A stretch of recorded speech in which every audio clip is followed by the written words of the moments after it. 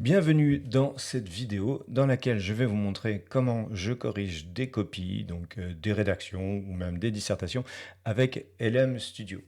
Alors pour installer LM Studio, vous utilisez votre moteur de recherche favori, vous tapez LM Studio et vous arrivez donc ici et vous téléchargez donc l'application. Cette application gratuite, elle est partiellement open source comme vous pouvez le voir ici.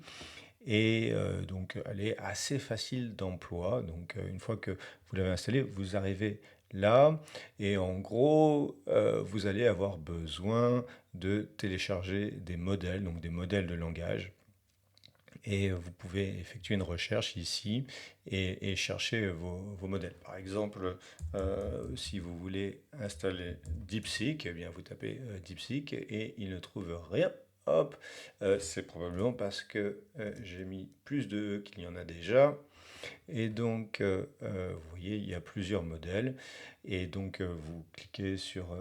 alors, celui-là, il est déjà installé, donc on va en prendre un autre. Décidément. Donc, des modèles, voilà, par exemple celui-ci.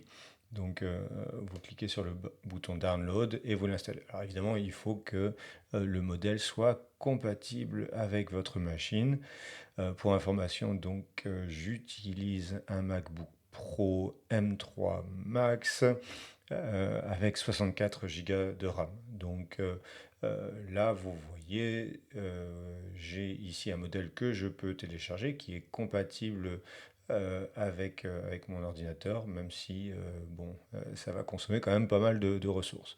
De toute façon, si jamais le modèle n'est pas compatible avec votre machine, par exemple si on cherche la Mac 4, eh bien, oui, LM Studio vous avertira. Donc, évidemment, vous pouvez le télécharger, mais c'est écrit en rouge là, en anglais, likely too large. Donc, en fait, ça va pas aller. Enfin, il y a assez peu de chances pour que ça marche. Donc, LM Studio fait bien les choses, il vous informe. En tout cas, une fois que vous avez trouvé votre modèle, vous le téléchargez. Donc là, imaginons que j'ai téléchargé le modèle qui m'intéresse et on peut retrouver tous les modèles qu'on a téléchargés. Donc ici, j'en ai quelques-uns, essentiellement DeepSeek, Qwen, je crois qu'il faut prononcer Chen, mais enfin, j'en suis pas très sûr. Donc Qwen ou Chen, et puis j'ai ici Gemma, donc c'est Google, hein. Alors on peut utiliser la Mac, etc. J'ai fait plusieurs essais et avec ces modèles, j'ai eu des résultats assez satisfaisants. Alors vous voyez que certains sont plus ou moins lourds, plus ou moins gourmands en ressources. Bon, en fait, il m'arrive souvent d'en installer et puis de les supprimer parce que tout ça, ça finit par peser, hein. Certains sont extrêmement lourds et puis LM Studio, c'est pas la seule application que j'utilise pour utiliser des IA en local, hein. Il y a Olama, il y a OpenWebUI, Misty, il y en a plein. Et donc, comme je vous le disais, tout ça commence à faire un peu lourd. Donc, une fois que vous avez installé votre modèle, bah, écoutez, vous allez sur le chat, vous sélectionnez votre modèle. Donc, ici, je vais par exemple choisir celui-ci.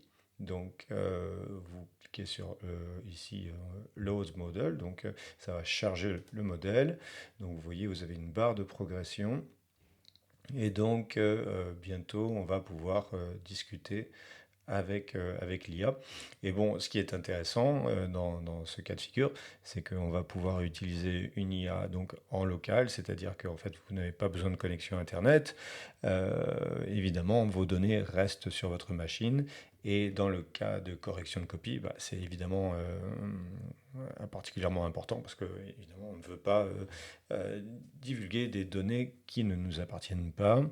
Donc voici tout l'intérêt de ce type d'application. Plutôt que d'utiliser Claude, ChatGPT ou Gemini ou autres LLM en ligne. Donc là, on peut commencer.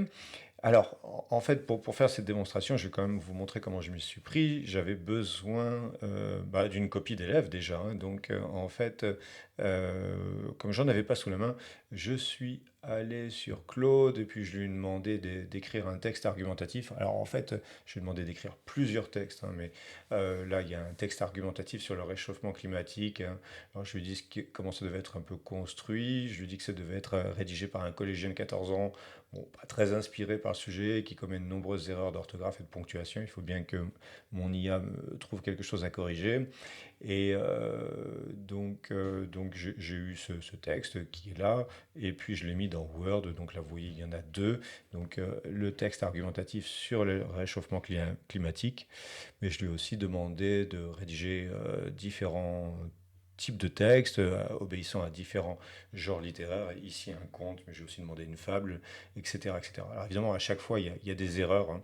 Vous voyez, c'est surligné, c'est souligné un peu partout. Il y a des erreurs d'orthographe, mais c'est fait évidemment exprès pour que notre IA ait quelque chose à se mettre sous la dent.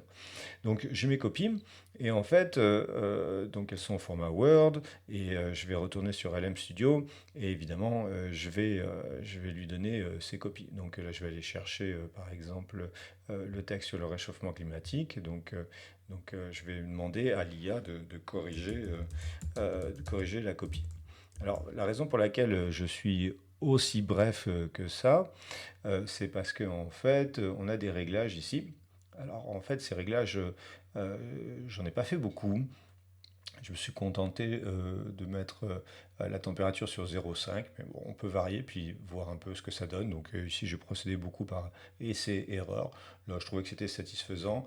Et puis, je voulais pas non plus que l'IA soit trop verbeux, donc j'ai mis une limite de 1700 tokens. Mais c'est surtout là hein, que c'est intéressant, en fait, c'est dans le prompt système donc, que tout va se passer, hein. C'est-à-dire qu'en fait, je lui donne des instructions assez précise pour pouvoir corriger la copie. Parce que là, je ne sais pas ce que ça va donner si je lui dis corrige la copie sans ce système prompt, mais ça risque de pas correspondre exactement à mes attentes. Alors pour vous montrer un petit peu à quoi ressemble ce prompt, je crois qu'il est ici. Alors j'avais fait plusieurs versions. Au départ j'avais fait une version avec des exemples et puis je les ai enlevés parce qu'en fait ils n'étaient pas utiles. Donc le prompt commence comme ça, hein. Tu es l'assistant d'un professeur de français au collège, puisque j'ai des élèves qui sont des collégiens, et tu l'aides à corriger des rédactions d'élèves de collège, donc âgés de 10 à 15 ans environ.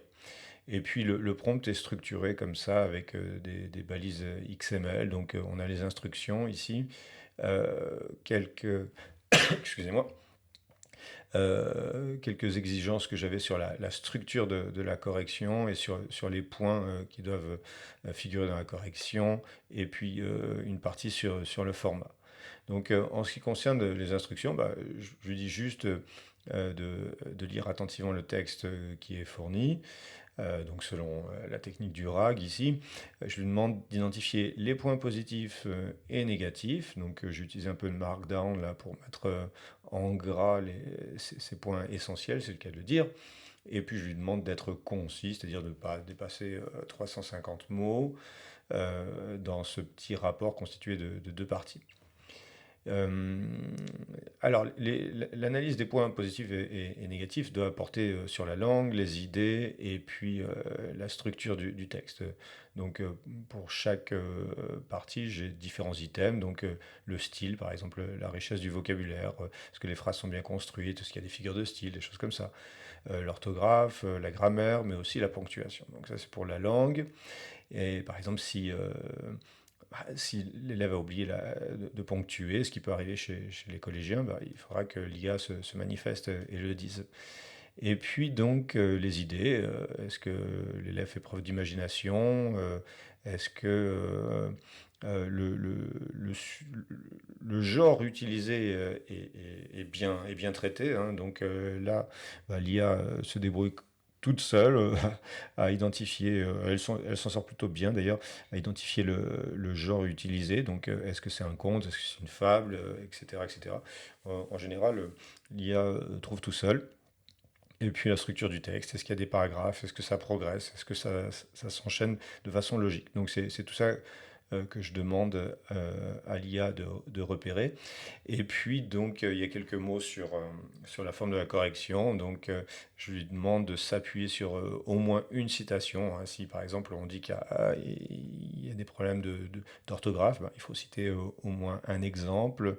Je lui demande de s'adresser directement à l'élève. Je vous expliquerai pourquoi. D'utiliser l'écriture inclusive, d'utiliser des guillemets, donc les doubles chevrons plutôt que les guillemets anglais, d'employer un vocabulaire simple, et puis de toujours terminer par une appréciation positive qui vise à encourager l'élève à corriger.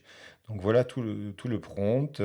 Et donc c'est ça qui se trouve ici dans cette partie, hein, que vous pouvez voir ici. Donc, pour le reste, j'y ai pas touché, hein. Donc, bah, écoutez, on appuie sur ce bouton et puis vous allez voir, ça va assez vite. Alors, pendant qu'il travaille, je vous montre quand même à quoi ressemble le texte, peut-être, hein, sur le réchauffement climatique. Vous voyez, on a une petite introduction, on a une petite conclusion. Il y a trois paragraphes. Premier argument, deuxième argument, troisième argument. Vous voyez que, par exemple, excusez-moi, vous voyez que les paragraphes ne s'enchaînent pas, hein. Il n'y a pas de connecteur logique, par exemple. Puis il y a quelques erreurs d'orthographe, un style un peu relâché parfois, hein. Ça paraît pas au lieu de ça ne paraît pas ou cela ne paraît pas. Donc, donc quelques petites erreurs, hein. Alors, bah, mon IA est toujours en train de chercher. On voit ici la consommation. Alors, le CPU est assez peu utilisé. En revanche, la RAM l'est davantage, hein, puisque ici on a à peu près 20 gigas qui sont utilisés. Donc il pense, ah bah ça, il a fini de penser manifestement, et il me fait un rapport. Alors, ouais, là, je ne sais pas si vous l'entendrez à l'enregistrement, mais les ventilateurs du MacBook Pro sont quand même mis à vrombir très légèrement. Mais ça, je pense que c'est un défaut des M Max qui ont un peu tendance à se faire entendre, hein. Donc, qu'est-ce qu'il nous dit, hein? Point positif, tu as structuré ton texte en trois parties, bah, c'est ce que je vous disais, hein, ce qui montre que tu maîtrises la logique d'un exposé. Alors, c'est pas tout à fait un exposé, hein. Quelques remarques sur les exemples. Il dit que le vocabulaire est adapté au thème, donc gaz à effet de serre, énergie renouvelable, ce qui prouve que tu as cherché des thèmes précis. Bon, bah, c'est bien. Et donc, là, on a quelques dans les points négatifs. Alors, c'est difficile de lire parce que, en fait, il continue à écrire. Donc, il nous dit tu as fait quelques erreurs d'orthographe et de grammaire qui empêchent ton texte d'être fluide. C'est une remarque que l'IA aime bien, ça, hein, parler de fluidité. Par exemple, tu écris ce qu'on peut faire au lieu de ce que l'on peut faire, j'imagine. Oui, bon, bah, c'est pas très grave. On sait pas. euh, ah oui, alors ici il a remarqué l'erreur, donc pas avec un X mais avec un T. Attention aux accords, faire des efforts. Il a vu qu'il manquait le S à effort. Donc là, il fait un petit peu de zèle et puis il nous donne un peu plus qu'un exemple. Donc il nous parle de la structure. Les paragraphes sont trop longs et peu marqués. Alors trop long, je pense pas qu'on puisse dire ça. Marqué, je sais pas trop ce que ça veut dire. Donc certaines phrases sont mal construites. Ok, bon. Pour les aider, tu pourrais mieux expliquer certains liens. Donc euh, ici, bon, pourquoi pas.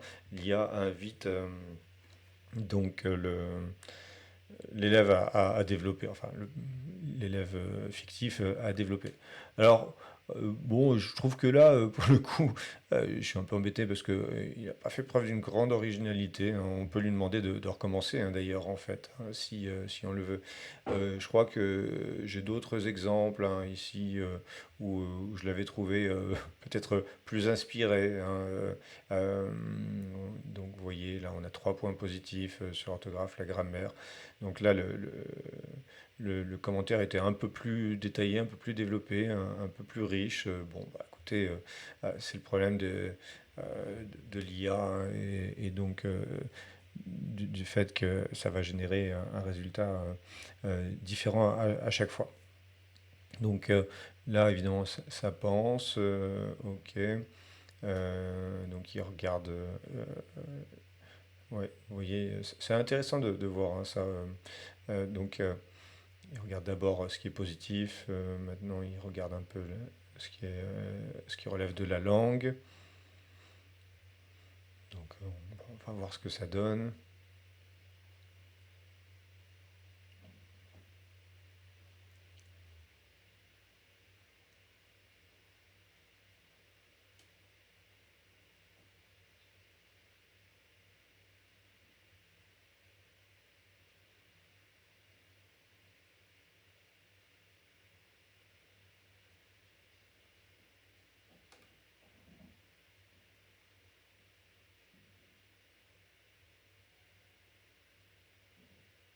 Ah oui, donc là, il le dit en anglais, mais par exemple, là, il a repéré qu'il manquait les connecteurs, donc ça, c'est plutôt une bonne chose.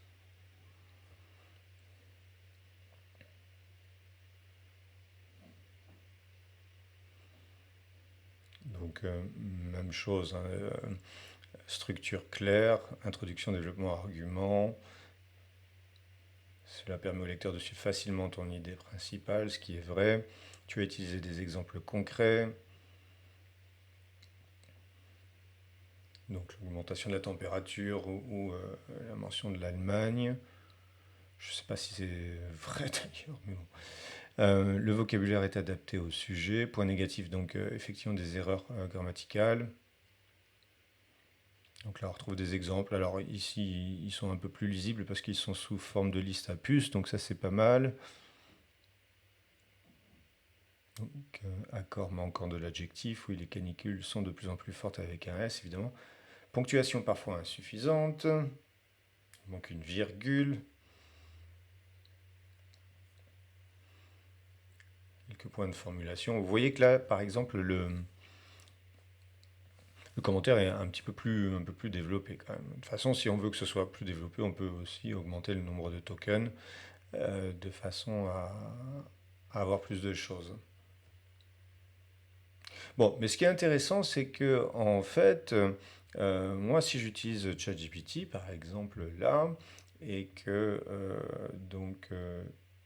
je ajoute mon document ici, où est-ce qu'il est? Le réchauffement climatique. Je lui dis donc corrige cette copie. Donc, comme vous voyez, hein, c'est un GPT. Donc, ici, les instructions sont là. Alors, évidemment, il est plus rapide, mais vous voyez qu'il est assez concis, par la force des choses, puisque dans le prompt, on lui demande de ne pas dépasser 350 mots. Mais c'est assez similaire, en fait. Un sujet bien compris et traité. Des exemples concrets bien choisis. Donc, il reprend la même chose sur l'Allemagne. Bonne structure générale, l'organisation claire avec une organisation tripartite, hein, introduction, développement, conclusion. Les points améliorés. On a le même exemple, hein, des canicules de plus en plus fortes, décidément. Il est également signalé. Langue familière, la ponctuation, aura besoin d'une virgule. Il reprend exactement la même chose. Progression des idées. Là, il dit qu'il faudrait des connecteurs comme en outre, par conséquent, ce que Quen a déjà fait par le passé dans mes essais précédents. Donc, on voit que en fait, on a vraiment des résultats similaires. La seule différence, c'est que là, je paye à peu près 20 euros par mois et que là, c'est évidemment gratuit. Donc ça, c'est intéressant. Et puis, évidemment, on peut se demander ce qu'on va faire de ça. Est-ce qu'on va demander à l'IA de corriger pour soi ou alors, en fait, moi j'ai une autre idée, hein, c'est que en fait, ce qui m'intéresse là, c'est de permettre à l'élève d'obtenir un feedback très vite. Par exemple, en classe, l'élève a fini son texte, je le donne à l'IA qui fait ce feedback. Oups, pardon, excusez-moi. Et je lance le dictionnaire sans le vouloir. Donc, l'IA génère ce feedback et je peux le donner immédiatement à l'élève pour qu'il fasse sa correction. Donc, en fait, ça peut être une première étape, une étape d'encouragement avant une évaluation notée par l'enseignant. Donc, ça peut être un assistant. De toute façon, il faut toujours absolument tout relire. Donc, même si vous choisissez que l'IA corrige pour vous et c'est ce que vous allez utiliser. Par exemple, vous allez copier-coller ce rapport et le mettre sur la copie, bah, vous pouvez, mais bon, il faut toujours un petit peu éditer une ou deux choses, ajouter une ou deux choses, parce que c'est jamais complet. Donc voilà. Bah, je ne crois pas avoir oublié quoi que ce soit. Je pense que vous avez une vision à peu près globale des choses. Et je vous remercie d'avoir suivi ces quelques explications.